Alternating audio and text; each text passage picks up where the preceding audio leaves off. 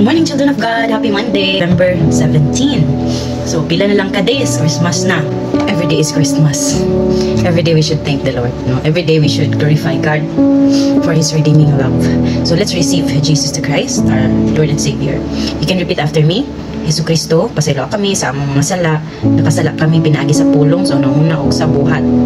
Gidawat ka naman, Jesus, na among personal manluluwas o among Ginoo. Salamat, Jesus, and I love you. So we will have our Bible verse today, Lord Jesus, with the power of the Holy Ghost. Help us to be reminded with your great love to us, to be reminded on what to do for us to still and keep on divinely aligned with you, Lord. That's what you're asking for, to be more closer to you, Lord Jesus.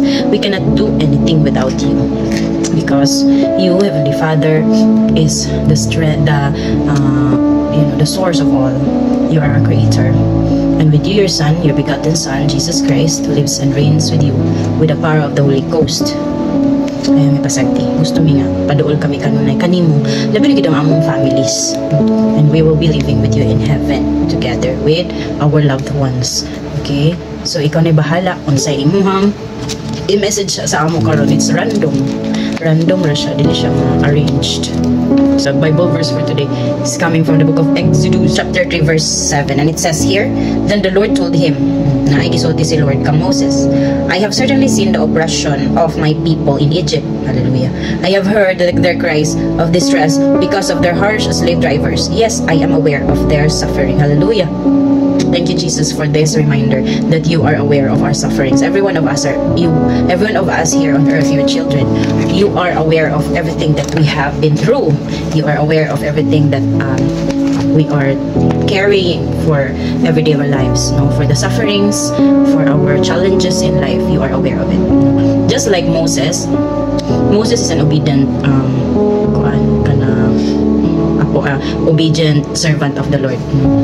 So, obedient siya sa mga instructions sa atong Ginoo. No? Every time God commanded Moses to do this, to do that, he is not in doubt. He is not doubtingly obeying the command of the Father. No? Only the problem of Moses at the time of Moses pa nga time. Ang problema lang ni Moses is dili siya ka-express sa iyahang he doesn't have the ability to express kung sa iyahang gusto isulti sa kadaghanan. So nagkuha siya og kanang messenger niya, kanang tagahatod sa mensahe nga gikan sa Ginoo, no? And since that time na kanang gusto ni Moses nga iubitan ang command ni God, but mulagi he cannot able to express it clearly. So God provided someone for Moses to hear out or to broadcast or to tell all the people what God's message to everybody, especially to Moses. And tuod man nahitabutan ng mga command sa Ginoo through the kuan ni Moses, initiation ni Moses, pinaagi pod sa iyahang taga-storya ni Moses. So, children of God, nothing to worry gyud. Wala gyud tay ang may kabalakan sa atong pangadlaw-adlaw nga panginabuhi. No? Kay si God nag-remind sa ato karon nga kabalo siya sa atong mga pinagdadaanan. Kabalo siya sa atong mga sufferings. Ang ato lang jud buhaton is right away ato na siyang i-offer sa Ginoo. Siya na bahalaan. Siya na bahala makahatag sa atong solusyon out of our problem, no? Ato lang yung i-dasig sa ato lang yung i-offer sa iya tanan, idapig sa iya tanan. Kay mo na ang gusto ni Lord, madependent ta sa iya, no? Madependent ta sa iya, kay liwat man ta sa iya, gikan man ta sa iya, ha? Siya may nagbuhat gid kanato, siya may nagmulda kanato from the beginning, no? From the beginning until niabot si Jesus Christ, until niabot ang mga servants ni Jesus Christ, mga apostles ni Jesus Christ. Maskin pa man wala pa si Jesus Christ, gi-prophesy na from Moses, from Jacob, from David, from Abraham, that Jesus will be born. And thank you so much, Lord Jesus, na nabuhi ka sa kalibutan because you redeem all of us. So dili joke ang pagkabuhi ni Jesus Christ. Dako ka siyang impact sa tanan katawhan. Dako ka siya impact. At tungod niya, remind ang tanang tao nga God the Creator exists. God the Creator exists. The problem ang God kay nalimtan na siya. Nalimtan nag-acknowledge ang atong Creator. No?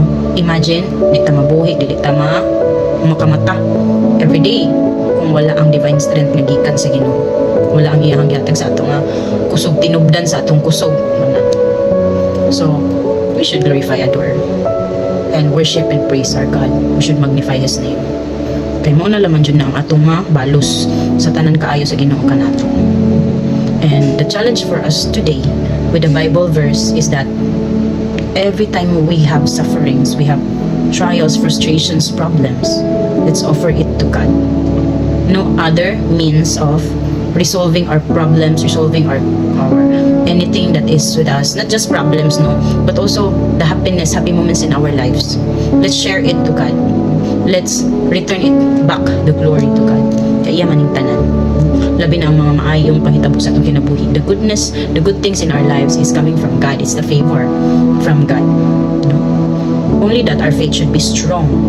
Na di gyud matarog ang atong pagtuo diya sa Ginoo. Dili ta magpailad sa kanang bakak sa atong kaaway. Bakak niya nga nakahikalimot na ta sa ato. Manluluwas sa si Jesus Christ ug atong mabubuhat ng Ginoo. And that's all. May everything will be offered to the glory of God. Be blessed.